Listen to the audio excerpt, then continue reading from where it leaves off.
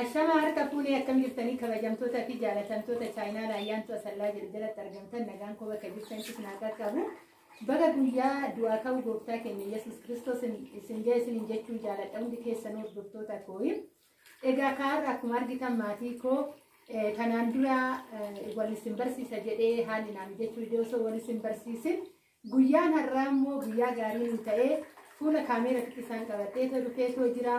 Obboleettii kootidha. Obboleettii koo afaan hinan jedha malee obboleettii kootii miti.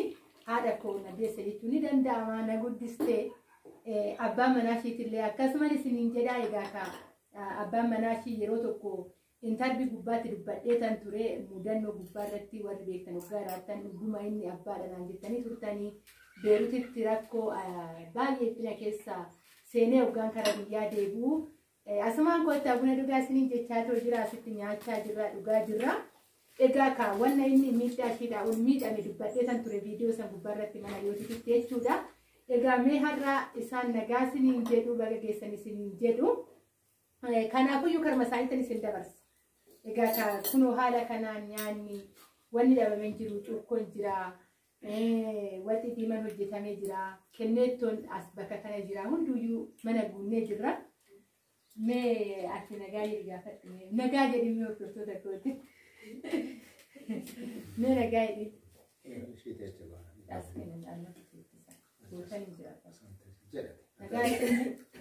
Kam jirtanii? Nagaa jedhi jedha hordoftoota ayyaantuu akkallaa warra hordoftanii. Egaa ijoollee bagaa du'aa ka'uu Kiristoos isin ga'e isin jedha. Dhaloota kanaa dhaloota wal guddisaa jirtudha. Akkanumatti itti fufaadha. Baay'een itti gammadee Waaqayyoon isin haa eebbisu nagaan naa jiraadha. Eshi kaamee atillee nagaa jedhi maqaa kee maal himatanii gaman?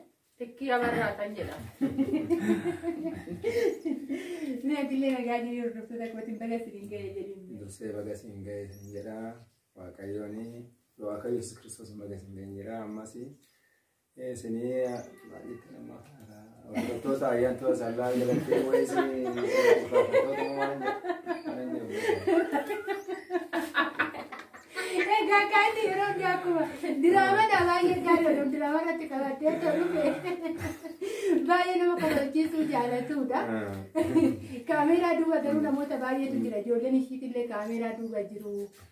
Haanna illee kaameeraa duuba jirti. Kaameeraa keessa seenne egaa booda qabadhee tan isin dhufa haannallee asumaan mucaan ishiitillee intalli ishiitillee buna danfisaatti bakka kanatti garuu kaameeraa keessa seenne.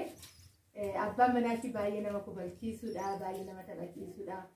Isiniin jedha. Egaa Waaqayyo haa galatuun guyyaa har'aa kana haala kanaan walitti nu qabee haala kanaan kabajuu keenya baay'ee tokkoon gammadee odoo lakkoofsa keessaan isiniin jechuu jaaladha. Egaa itti wal bartanii jirtanii yaada biraa qabda. Nagaa jettanii ishii aanichoon asitti nyaata nyaachaatti koottaa nyaadha. Isiniin jedha affeeramtanii jirtu hundi keessanuyyuu warri biyya jirtan nagaadha Waaqayyo karaa biyya keessanitti isin deebise. Isinillee haala kanaan maatii keessa wajjin kan kabajan isiniif haa ta'u isiniin jechuun jaaladha.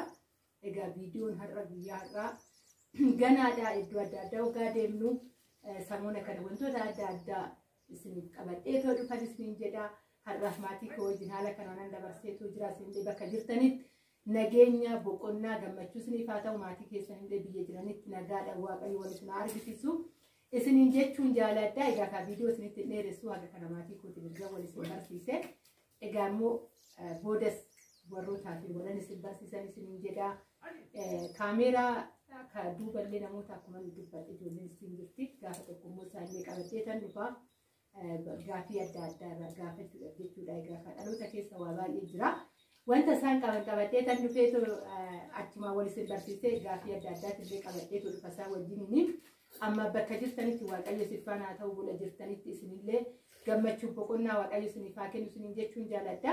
Aga viidiyoo biraatti walitti deemnu turtii gaarii naaf qabaadha. Baay'een isin jaaladha. Baay'een isin kabaja. Bye bye. Cufiitti fuutanii kaasne. Zira maal jedhamaayyuu mammaaksan beekna afaan Oromootiin hoggaa akkatti ilaaltan nama callisaa fakkaataa miti mataa gadi qabate mucaa obboleettii kootittiidha baay'ee nama tonkolanyaadha.